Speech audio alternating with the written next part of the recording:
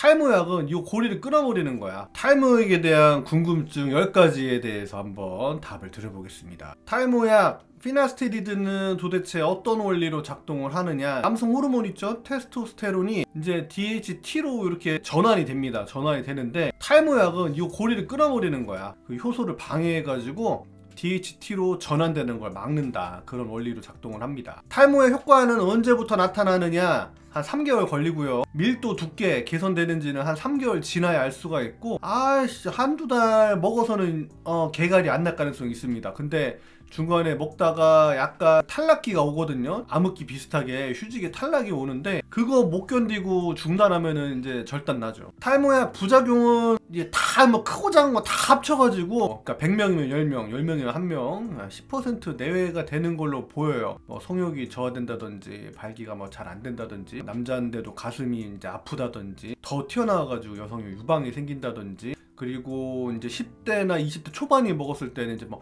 우울한 느낌이 이제 좀 든다든지 등등 해가지고 다 합쳐가지고 10% 내외 되는 것 같고, 페이퍼에 따라서 뭐 30% 된다고 하는 데도 있고, 뭐 1% 미만이라고 하는 데도 있고, 하여튼 제가 볼 때는 한 열에 한 명 정도. 탈모약 사용을 할 때 주의할 점은 없느냐? 주의할 점이 있죠.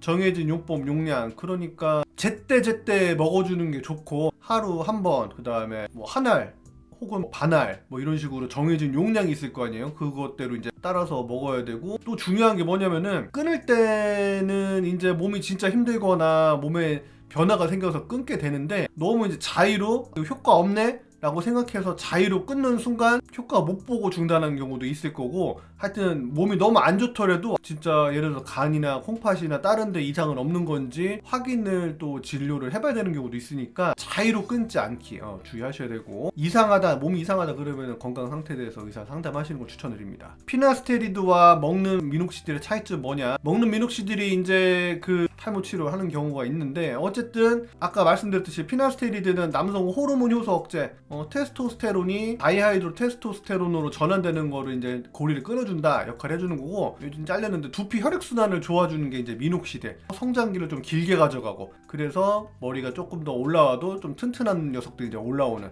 탈모약 피나스테리드는 모든 탈모 유형이 효과적인가? 정답 X죠. 주로 남성형 탈모, 주로가 아니고 그냥 메인입니다. 메인 남성형 탈모고, 아주 드물게 이제 폐경기 여성이나 이제 아이를 안 낳을 생각을 가진 여성분들, 여성인데 남성형 탈모가 너무 두드러지는 경우에 있어서는 쓰기도 하는데, 그냥 이거는 99.99% 남성형 탈모에 쓴다 보시면 될 것 같고, 여성형 탈모라든지 원형 탈모, 이거는 또 약간 쓰는 약들이 확 또 확연하게 달라집니다. 탈모약 장기 복용했을 때 안정성이 있습니까? 일반적으로는 안전하다고 하죠. 안전하다고 하는데 항시 조심해야 돼요. 항시 건강 상태 변화에 대해서는 항상 염두를 해둬야 되고, 뭐 간이나 콩팥이나 심장이나 내가, 그리고 또 뭐 이제 피가 묽어지는 약을 먹는다거나 풍이 있다거나 당뇨나 고혈압이나 아니면 고지혈증이라든지 등등에 해가지고 건강 상태에 대해서 이게 영향을 장기적으로 뭐 10년 20년 먹어도 일반적으로는 안전한데 안 좋은 영향을 끼치는 경우가 간혹 있습니다. 그리고 포스트 피나스테리드 신드롬이라고 그래가지고 먹고 나서 보통은 끊으면 성기능도 회복이 되고 뭐 간 수치라든지 콩팥 기능이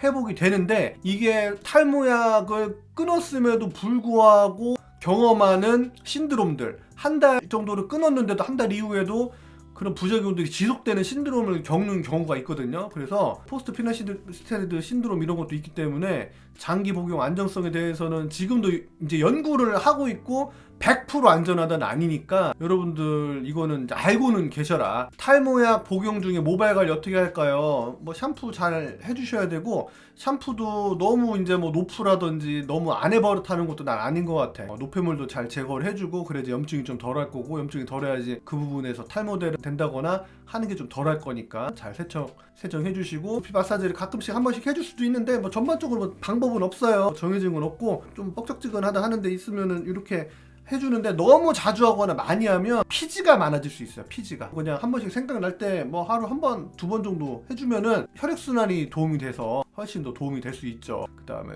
밥 잘 먹어야 되고 스트레스 관리해줘야 되고 도움이 되는 음식이나 이런 건 굳이 필요 없다. 왜냐면은 그거 막 알려준다고 해도 잘 안 먹으니까. 그렇긴 한데 여러분들 이제 균형잡이 영양 섭취보다는 뭐 술, 담배, 그 다음에 탄산, 트랜스지방 많은 거 이런 거 이제 야식 이런 거를 이제 줄이는 게 더 중요하지. 균형 잡힌 영양 섭취 그런 거 빼고 나면 다 균형 잡힌 영양 섭취 자연스레 하게 될 겁니다. 탈모약과 함께 병행해야 하는 생활 습관, 운동 하루 30분 정도 해주시면 좋고 식사 잘 해줘야 되고 수면 8시간, 6시간 미만으로 자면은 이제 탈모 원인 됩니다. 8시간 정도는 7-8시간 자주는 게 좋고 스트레스 여기 또 나오죠. 스트레스 관리 잘 해주시고 약물 사용 전 의사 상담 꼭 필요한가? 꼭이라는 건 없지만 예를 들어서 뭐 임신, 출산 계획이 있다거나 내가 지병이 있다 하는 분들은 탈모약을 이제 야매로 해외 직구를 한다거나 아버지 탈모약을 이제 물려받아가지고 그것도 이제 물려주시는 분들 계시더라고. 간혹 있어. 물려주시는 분도 계시는데 제가 봤을 때는 그게 성분이 뭔지도 모르고 그렇게 이제 물려받거나 하진 않았으면 좋겠고